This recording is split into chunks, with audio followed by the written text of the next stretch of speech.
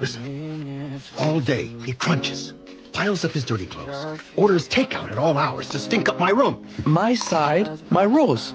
The professor and Aaron are assigned to the same room due to heart problems. The professor is very dissatisfied with Aaron's lifestyle habits. The doctors are already used to their arguments. Aaron doesn't actively argue with the professor, but he draws pictures of the professor when he's angry to mock him. However, today the doctor brings good news to the professor. I swear if I have to spend another day in here. You don't.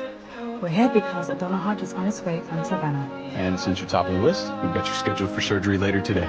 Thank God. I was worried that if I died in here, that kid's face would be the last thing I ever saw. You should be so lucky. Soon the doctor will perform a pre-surgery physical assessment on the professor. Just when the professor is overjoyed, the doctor discovers that the professor's temperature is abnormally rising. The professor thought it was just excitement, but the doctor says surgery cannot be performed with fever, because fever activates the body's immune system, which could be fatal during surgery. So they need to wait for the fever test results. Okay, then we wait. Yes, but unfortunately, the heart can't wait. By the time you get your results, the heart will no longer be viable. Sorry. The donor heart will have to go to the next recipient on this. Oh no. What? Why is everyone looking at me?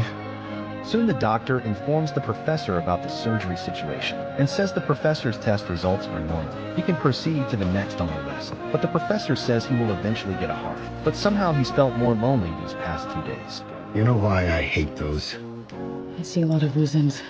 They remind me that I'm alone. So now, here I am in my little room, where the only person who comes to visit is just doing her job.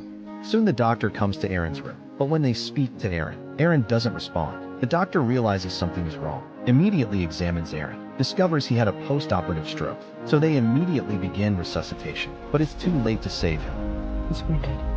Stroke is a known complication of the transplant process. Aaron was unlucky. We did everything we could, but the injury was catastrophic. After the professor learns about this situation, he feels very depressed. He somewhat regrets that during this time, he was too strict with his demands on him, which might have affected his condition. But the doctor tells the professor, Aaron is not what he imagined. He left before.